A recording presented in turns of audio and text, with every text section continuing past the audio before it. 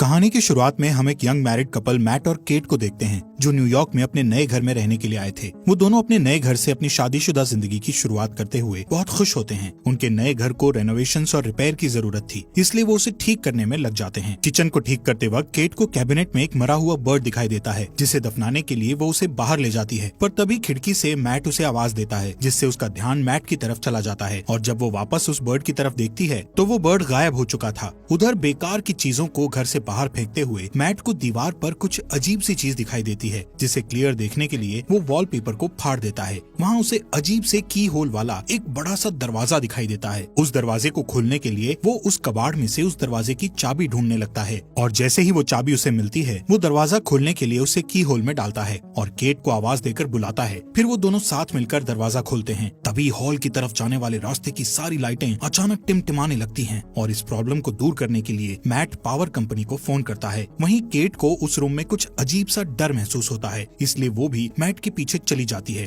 अगले दिन उनकी लाइट की प्रॉब्लम को ठीक करने के लिए पावर कंपनी से एक ऑपरेटर आता है। उसे ये देखकर हैरानी होती है कि बेसमेंट के सारे वायर्स कुछ अजीब तरीके से एक दूसरे से जुड़े हुए थे और देखने में बहुत पुराने जमाने के लग रहे थे। जब मैट उस ऑपरेटर को लाइट ठीक करने के लिए कहता है, तब ऑपरेटर उससे कहता है कि उसने आज तक इस तरह की चीजें पहले कभी नहीं देखी। वहाँ से जाने से पहले वो ऑपरेटर मैट को बताता है कि उस घर के पहले मालिक का मर्डर उसी घर में हुआ था। ये शॉकिंग न्यूज सुनकर मैट इस घर के बारे में रिसर्च करना शुरू कर देता है। एक पुराने न्यूज आर्टिकल को पढ़कर मैट को पता चलता है कि मरने वाले कपल का नाम पॉल और मैडलिन शेफर था, जबकि सस्पेक्ट की पहचान नहीं हो पाई थी और उसे जॉन नाम से पुकारा जाता था। मैट एक आर्टिस्ट था, इसलिए वो अपने स्केच पैड पर जॉन की तस्वीर बनाने की कोशिश करता है। थोड़ी देर बाद वो आराम करने के लिए मिस्टीरियस रूम में जाता है और वहाँ बैठकर एक बोतल शराब की पीकर खत्म कर देता है। लेकिन यहाँ पर उसे एक और बोतल शराब पीने की इच्छा होती है कि तभी लाइट्स टिमटिमाने लगती है और अचानक शराब की एक और बोतल उसके सामने हाजिर हो जाती है, जिसे देखकर मैट हैरान हो गया था। उस बोतल को अच्छी तरह देखने के बाद वो इस नतीजे पर पहुंचता है कि ये रूम किसी भी इच्छा को पूरी कर सकता है। दूसरी साइड लिविंग रूम की लाइट्स के टिमटिमाने की आवाज से केट की नींद टूट गई थी। वो मैट को अपने पास न देखकर उसे ढूंढने के लिए ऊपर की तरफ जाती है। वहाँ जाकर वो देखती है कि पूरा रूम नई चीजों से भरा हुआ है और उन सब के बीच मैट बहुत ही खुश दिखाई दे रहा था। वो कैट को वैन गॉग की कीमती पेंटिंग दिखाते हुए बताता है कि उस रूम में किसी भी विश को पूरा करने की ताकत है। केट इसे मैट का कोई मजाक समझकर हंसी में उड़ा देती है, पर अपने हस्बैंड की गंभीरता को देखकर वो इसे चेक करने के लिए $1000 की विश करती है।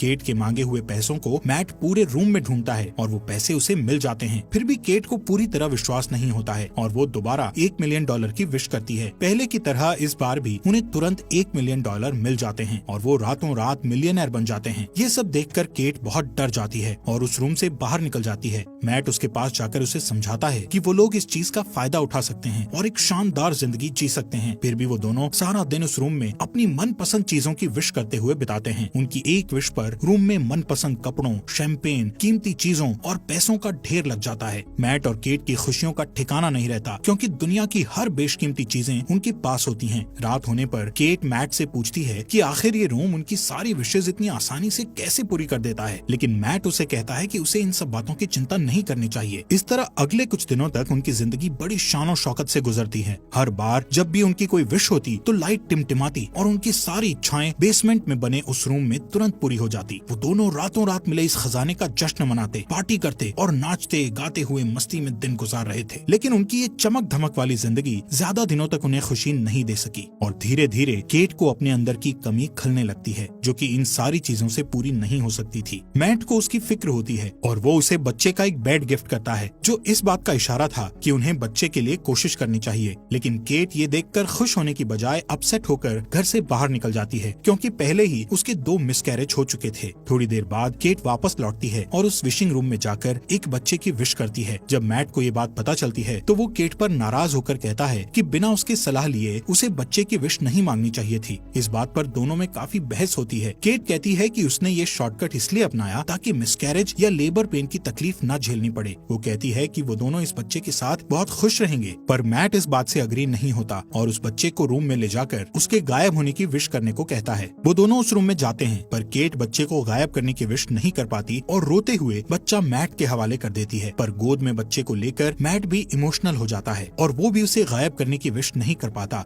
और बच्चे को वापस केट की गोद में डाल देता है। आखिरकार दोनों बच्चे को अपने पास रखने के लिए राजी हो जाते हैं और इस तरह दोनों रातों रात पेरेंट्स बन जाते हैं। सीन शिफ्ट होता है और हम देखते हैं कि मैट की नजर अपने अधूरे ड्राइंग पर पड़ती है जिसमें वो जॉन का चेहरा बना रहा था। उसे देखकर वो फिर से अपने रिसर्च में लग जाता है और उसे पता चलता है कि वो सस्पेक्ट मर्डरर अभी भी जिंदा है और किसी साइकेट्रिक हॉस्पिटल में मौजूद है। एक दूसरे न्यूज आर्टिकल के मुताबिक जॉन का कहना था कि उससे ये मर्डर उस रूम ने ही करवाया था। ये जानने के तुरंत बाद ही मैट जॉन से मिलने के लिए निकल पड़ता है ताकि उससे उस रूम के बारे में और ज्यादा जानकारी हासिल कर सके। हॉस्पिटल पहुंचने पर नर्स उसे वार्न करती है कि लास्ट 45 सालों में न्यूज रिपोर्टर्स के अलावा कोई भी जॉन से मिलने नहीं आया। ये सुनकर मैट खुद को भी एक रिपोर्टर के रूप में पेश करता है। आखिरकार बूढ़े हो चुके जॉन के साथ मैट की फेस टू फेस मुलाकात होती है और वो उससे उस घर और खासकर उस मिस्टीरियस रूम के बारे में पूछने लगता है। चेहरे पर एक शैतानी मुस्कुराहट के साथ जॉन उसे बताता है कि वो इस पल का बरसों से इंतजार कर रहा था जब मैट उससे शेफर को मारने की वजह पूछता है।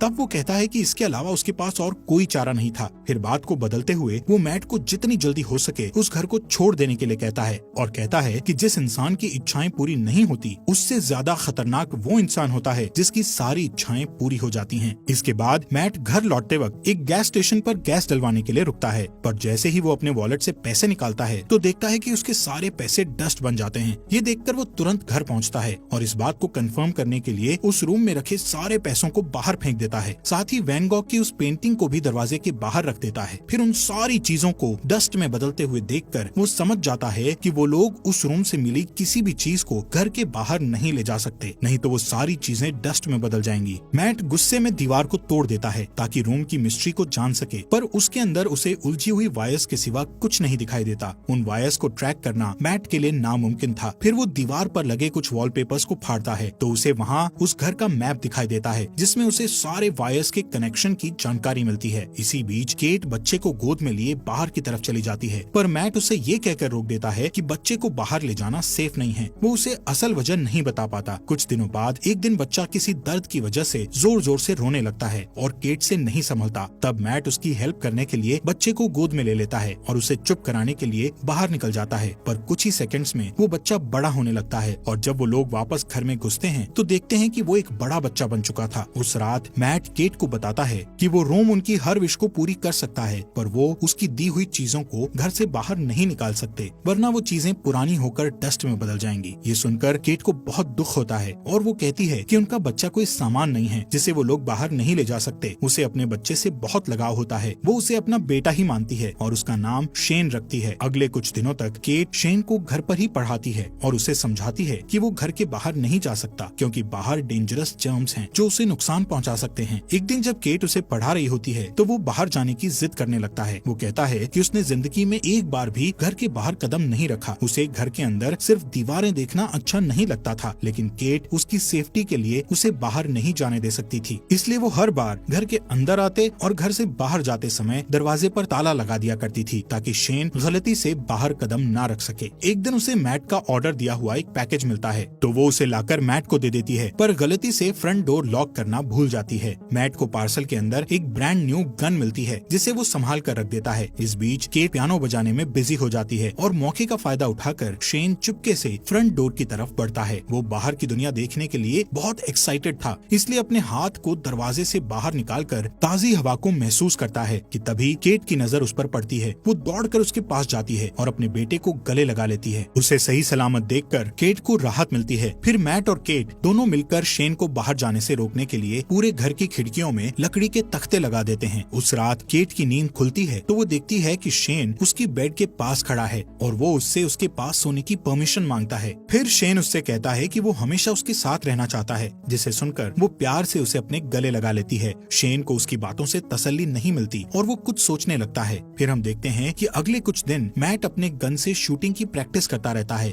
एक दिन जब वो प्रैक्टिस के बाद घर आता है तो देखता है कि शेन अपने आर्ट स्टूडियो के अंदर स्नो ग्लोब बनाकर खेल रहा है। वो शेन को सख्ती से गेम छोड़कर जाने के लिए कहता है। उसकी डांट सुनकर शेन के हाथ से स्नो ग्लोब गिरकर टूट जाता है। दरअसल मैट ने अभी तक शेन को अपना बेटा नहीं माना था, इसलिए वो उसके साथ बेरुखी से बात करता था। इधर ग्लोब टूटने की आवाज सुनकर केट तुरंत वहाँ पहुँचती है और अपने बेटे के साथ बाप जैसा बिहेव नहीं करने के लिए मैट से बहस करने लगती है। उस रात घर के अंदर चारों तरफ चक्कर लगाते हुए शेन को एक मैप मिलता है जिसे फॉलो करके वो बेसमेंट में पहुँच जाता जाता है जहाँ उलझी हुई वायर्स के बीच मेन पावर सोर्स था। उन सब से गुजरते हुए वो आखिर उस रूम तक पहुँच जाता है। रात भर पूरे घर में लाइट्स टिमटिमाती रहती है, पर मैट और केट नींद में होने के कारण कुछ नोटिस नहीं कर पाते। अगली सुबह जब मैट की नींद खुलती है तो उसे अपने बगल में एक नया स्नो ग्लोब पड़ा दिखाई देता है और इसके साथ ही टूटा हुआ ग्लोब कुछ दूरी पर रखा हुआ मिलता है। उसी वक्त लाइट्स को टिमटिमाते देखकर वो समझ जाता है कि क्या हो रहा है और तुरंत अपनी वाइफ को जगाता है। दोनों रूम की तरफ भागते हैं और वहाँ जाकर हैरान रह जाते हैं। शेन ने विश करके रूम के अंदर ही एक बड़ा सा आउटडोर एरिया क्रिएट कर लिया था। अब वहाँ रूम की बंद छत और दीवारों की जगह खुला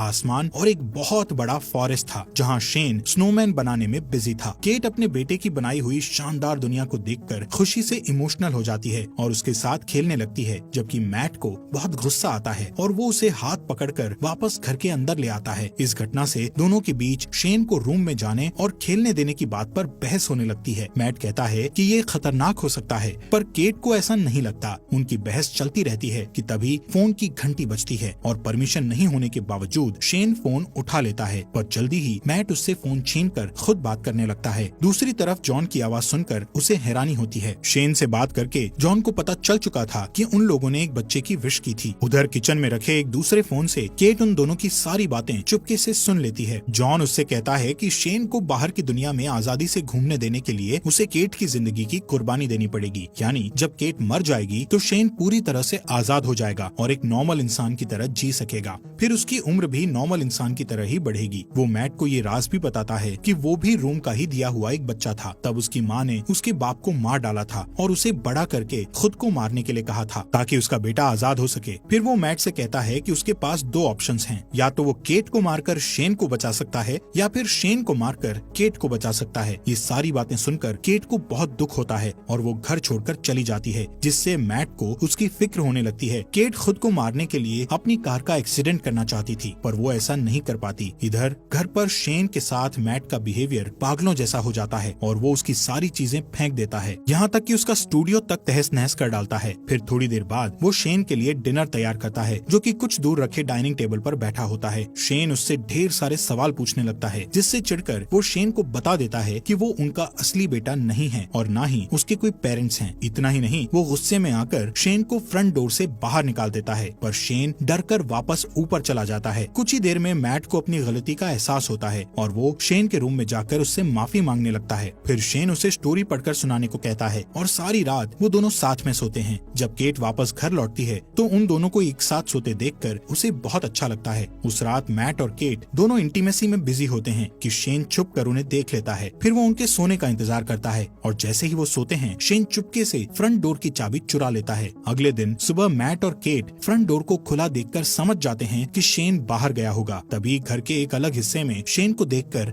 दोनों हैरान हो जाते हैं, क्योंकि शेन अब जवान हो चुका था, लेकिन उसका दिमाग अभी भी बच्चों जैसा था। वो अपने पेरेंट्स की तरफ गन पॉइंट करके उन्हें धमकाता है तो केट उसे समझाने की कोशिश करती है। इसी बीच मैट शेन के ऊपर कूद पड़ता है और दोनों में फाइट होने लगती है। उधर केट उनकी लड़ाई की वजह से जमीन पर गिरकर बेहोश हो जाती है। कुछ देर बाद मैट उसे जगाते हुए बताता है कि शेन को गलती से गोली लगने के कारण वो मर गया। इस खबर से दुखी होकर केट रोते हुए घर से बाहर निकल जाती है। मैट उसे तसल्ली देकर वापस घर में ले आता है, जहाँ अभी भी वो उदास रहती है। उधर दूसरे रूम में जहाँ उनकी फाइट हुई थी, असली मैट होश में आ जाता है और पूरे घर में अपनी वाइफ की तलाश करता है कि तभी लाइट्स को फिर से टिमटिमाते देखकर वो डरते हुए उस रूम की तरफ जाता है। उसे पूरा यकीन था कि केट और उसकी शक्ल में शेन अंदर ही होगा। इधर केट को बिल्कुल भी खबर नहीं थी कि उसके साथ बैठा हुआ आदमी मैट नहीं शेन है, पर जल्दी ही उसे शेन के आइस खाने की हैबिट से पता चल जाता है कि वो मैट नहीं बल्कि उसकी शक्ल में शेन है। उधर असली मैट अंदर जाने के लिए पूरी ताकत लगाकर दीवार को तोड़ने की कोशिश करता है। आखिर सारे वायर्स को पार करके वो उस रूम तक पहुंच जाता है, जो कि अब एक जंगल था जहां ढेर सारे ऊंचे ऊंचे पेड़ थे। वहां जाकर मैट को पता चलता है कि शेन ने रूम का यूज करके उस जगह को काफी बड़ा कर लिया था और वहां उन्हीं के जैसा एक डुप्लीकेट घर भी बना लिया था। वो ये भी समझ चुका था कि शेन ने उसका रूप केट को किडनैप करके उस डुप्लीकेट घर में रखने और अकेले में उसके साथ फिजिकल होने के लिए किया था। ये ख्याल आते ही अपनी बीवी को वापस पाने के लिए मैट उस जंगल में दौड़ते हुए फाइनली उस डुप्लीकेट घर के अंदर पहुंच जाता है, जहां शेन केट के साथ जबरदस्ती करने की कोशिश कर रहा होता है। मैट को अंदर आते देखकर शेन फिर से लड़ाई के लिए तैयार हो जाता है। इधर मौका पाकर केट उठकर भागने ही वाली होती है कि हॉलवे में दो मैट को लड़ते हुए देखकर वो ठिठक जाती है। दोनों में इतनी समानता थी कि वो असली और नकली के बीच पहचान नहीं कर पाती। अचानक एक मैट उसके हाथ को पकड़ लेता है, पर वो उसे धक्का देकर खुद को छुड़ा लेती है और शेन का नाम पुकारती है। वो अपना नाम सुनकर उसकी तरफ देखता है, पर उसके धक्के से गिरकर बेहोश हो जाता है। जमीन पर गिरते ही वो अपने असली रूप में आ जाता है। इधर मैट और केट रूम से बाहर निकलने की कोशिश करते हैं, पर निकल नहीं पाते क्योंकि शेन ने रूम से उनके उसी घर में फंसे रहने की विश मांगी हुई थी। लाख कोशिशों के बाद भी जब वो लोग घर से नहीं निकल पाते तो मैट रुक जाता है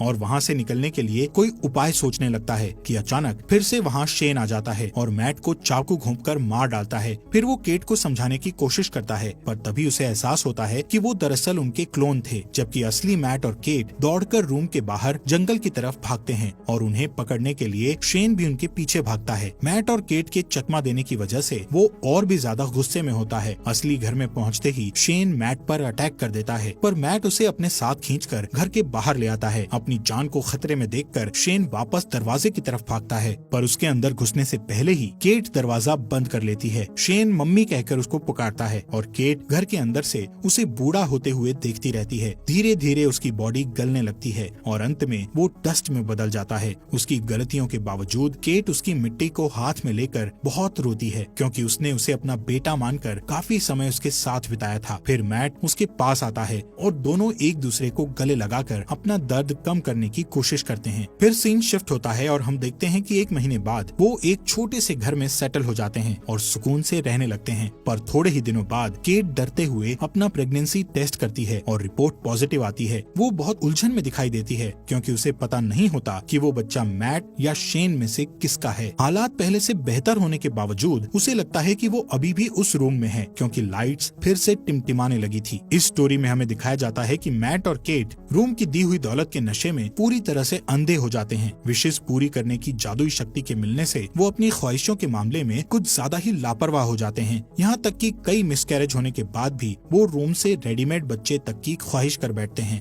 उनके नए अपार्टमेंट में लाइट्स के टिमटिमाने से ये कंफ्यूजन बना रहता है कि या तो वो अभी तक उस मिस्टीरियस रूम में है या बिल्डिंग के कंस्ट्रक्शन में कोई गड़बड़ी है। ठीक उसी तरह केट की प्रेगनेंसी भी एक कंफ्यूजन रहती है कि वो बच्चा मैट या शेन में से किसका है, क्योंकि उस घटना से 1 दिन पहले मैट और केट के बीच इंटीमेसी होती है और उस डुप्लीकेट घर में शेन भी उसे सेक्सुअली असॉल्ट कर चुका होता है। इस तरह ये कहानी न सिर्फ विश पूरा करने वाले रूम के इर्द गिर्द घूमती है, बल्कि ये सवाल भी छोड़ जाती है कि आखिर केट के पेट में पलने वाले बच्चे का बाप कौन है, मैट या शेन। दोस्तों, हमारे फॉक्स एक्सप्लेनर हिंदी चैनल को सब्सक्राइब करना मत भूलना।